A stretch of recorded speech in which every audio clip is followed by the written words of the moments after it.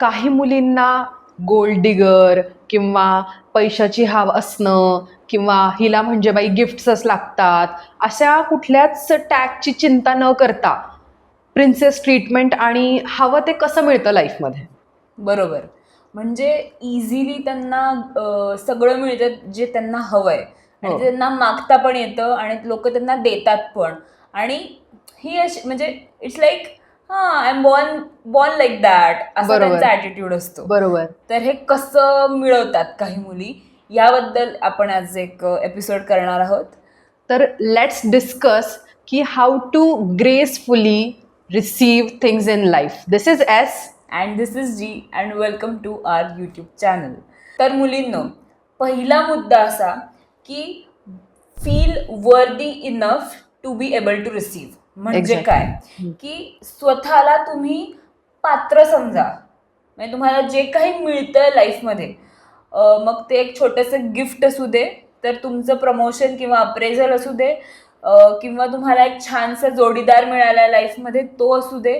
जेव्हा तुम्हाला आयुष्य असं भरभरून देतंय तेव्हा तुम्ही फील करा की yes, I am the queen, I can receive this. आणि माझ्याकडे असूच शकतात लक्झुरियस गोष्टी, माझ्याकडे असूच शकतात सगळ्या सुखसोयी सुविधा, आणि I am like worthy to receive it. बरोबर. येस. आता आमचा दुसरा जो मुद्दा आहे सगळ्यात महत्त्वाचा रिसिव्हिंग मधला, तो म्हणजे पहिल्यांदा तुम्ही डोक्यातनं हे काढून टाका की चांगली गोष्ट जर तुम्हाला मिळतीये तर याचा अर्थ असा नाहीये की त्या समोरच्या व्यक्तीला किंवा त्या सिच्युएशनला तुमच्याकडनं काहीतरी अपेक्षित आहे किंवा यू ओ देम एनिथिंग. हे डोक्यातनं पहिल्यांदा काढून टाकायचंय. You do not owe anything to anyone just because you are receiving a certain good treatment or certain good gifts or certain good things in life. ठीक आहे. बरोबर. आता याचा अर्थ असा की म्हणजे समजा तुम्हाला असं वाटत असेल की एक ॲक्च्युली मी एक काय म्हणतात सायकोलॉजिकल स्टडी जो झाला होता एका पुस्तकामध्ये, हे कुठेतरी रेफरन्सला होतं. तर त्या स्टडीमध्ये असं सांगितलं होतं की तो स्टडी बाहेरच्या देशामधला झालेला होता. तर त्यांच्याकडे तर डेटिंग कल्चर वगैरे आहे. तर त्यात काही जणांना त्यांनी एक म्हणजे एक्सपेरिमेंट, सोशल एक्सपेरिमेंट म्हणून काही प्रश्न विचारले होते.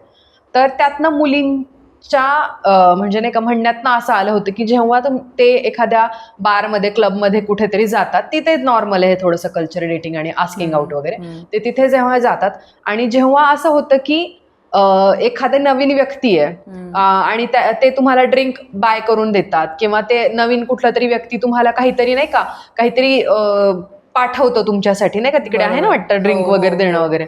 तर त्यानंतर दे फील की जेव्हा ते बोलतात त्या बोलण्यानंतर just because he sent you a drink, त्यांना नंबर देणं त्यांना ऑलमोस्ट एक कंपल्सरी वाटायला, ऑब्लिगेटरी वाटतं. बरोबर. आणि त्याच स्टडीमध्ये अजून काही प्रश्न विचारल्यानंतर असंही आलं की जेव्हा असं होतं की ते जे आहे ना त्यांच्याकडे असतं की whether sleeping on a first date is okay or not, असा डिबेट वगैरे आहे नाही का तिकडे.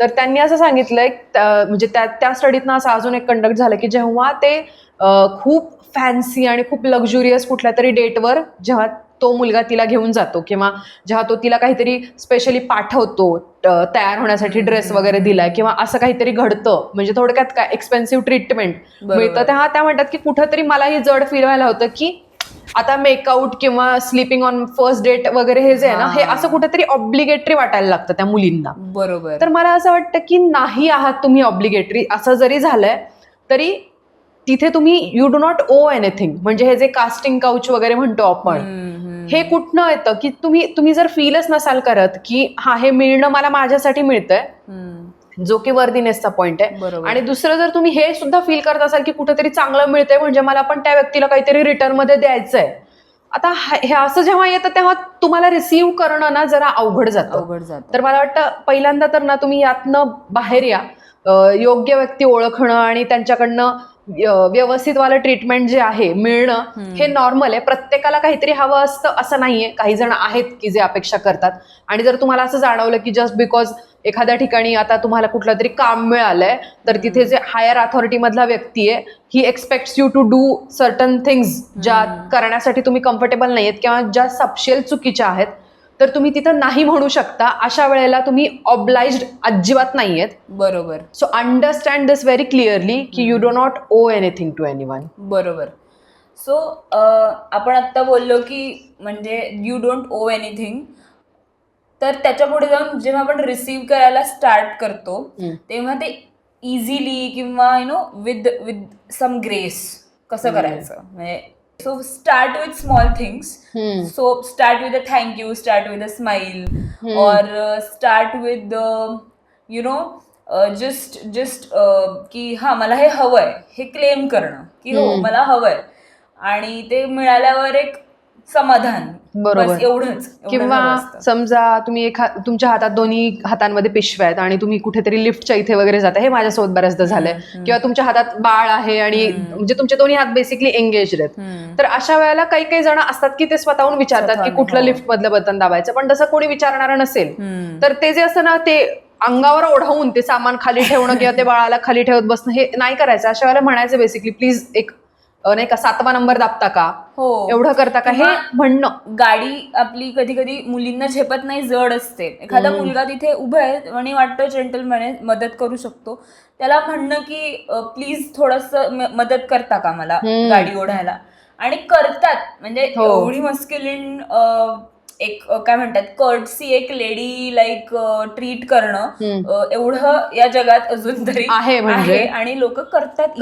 बरोबर आहे. We can start with those small things. हो. आणि मग पुढचा मुद्दा असा येईल की आस्क विदाउट हेजिटेशन. मग आपण आता छोट्या छोट्या अशा गोष्टी एकदा मागायला लागलो किंवा इझिली ऍक्सेप्ट करायला लागलो की येतं जे आपल्याला हवंय ते अनअपॉलॉजेटिकली मागणं. फॉर एक्झाम्पल, तू ऑफिसमध्ये खूप चांगलं काम केलंयस आणि तू 6 महिने स्वतःला प्रूव्ह केलंयस. अप्रेझलच्या वेळेस मॅनेजर समोर तोंड वर करून, म्हणजे तोंड वर करून इन द सेन्स कॉन्फिडेंटली मागणं की हो मला एवढी एवढी रेज हवी आहे, मला वॉट एव्हर 15% रेज हवी आहे, मला हवी आहे. म्हणजे त्यासाठी हेजिटेट न करणं हे इम्पॉर्टंट आहे. हो बरोबर. आणि मागताना एक असतं की एखादी गोष्ट असं माझ्यात किंवा तोऱ्यात मागणं आहे ना, ते वेगळं असतं. त्या वेळेला डिक्लाइन होतातच तुमच्या. ते असं तुम्ही डिमांडिंग टोन मध्ये नाही मागू शकत. बरोबर. हा मी डिझर्व करते किंवा आय थिंक की हे तर मिळू शकतं, असं मागणं जे असतं ना, हे ग्रेसफुली शिकणं खूप महत्वाची स्किल आहे, खूप क्रिटिकल स्किल आहे. आपण छोट्या छोट्या गोष्टीतनं सुरू करू शकतो. जसं की समजा तुमची कोणती बहीण आहे किंवा तुमची कोणती मैत्रीण आहे आणि बर्थडेचा विषय निघाला आणि ती जेव्हा तुम्हाला विचारते गिफ्ट बद्दल, तेव्हा अगं नको किंवा हे असं म्हणण्यापेक्षा जर तुम्हाला माहिती की तुमचं डायनॅमिक तसं आहे तर तुम्ही म्हणू शकता की मला वाटतंय की तू ह्याच्यापेक्षा ना मला हे दे. किंवा तिने एखाद्याने म्हणजे नाही का आता पाडवा येतोच आहे आणि नवरा समजा काही विषय निघाला आणि विचारतोच आहे, तर तुम्ही किंवा विषय जरी नाही निघाला तरी आता पाडवा येतोय मग मला असं वाटत होतं की इरकल घ्यावी यावेळेस, तुम्ही घ्याल का, हे जे असतं ना एक व्यवस्थित प्लेफुली म्हणजे जेंटली विचारणं. करेक्ट. छोट्या गोष्टीतनं स्टार्ट करा. अगदी लहान लहान म्हणजे तुमच्या बेसिक बर्थडे गिफ्ट पासून, मदतीपासून, किंवा एखाद्या ठिकाणी म्हणजे नाही वॉच घ्यायला गेलायत आणि बिल चांगलं तगडं झालंय आणि मग काही डिस्काउंट वगैरे सुरू आहे का, हे इतकं म्हणजे फक्त डिस्काउंट सुरू आहे का म्हणून मी 600 रुपयाचं डिस्काउंट घेऊन आली असंही झालंय. फक्त एक वाक्य, बार्गेन पण नाही केली मी एवढंच म्हणलं की काही डिस्काउंट सुरू आहे का आणि मला मिळालाय 600चा डिस्काउंट याच वॉचवर. म्हणजे हे होतं. तर मला तेच वाटतं की जेव्हा तुम्ही रिसीव्ह करण्यासाठी ओपन असाल ना, तेव्हा चांगल्या गोष्टी घडतात सुद्धा आणि लाईफ इझी होतं. बेसिकली अबंडन्स तुमच्याकडे असा वाहत येतो. हो. आणि फारच म्हणजे फारच नॉर्मल गोष्ट आहे रिसीव्ह करणं.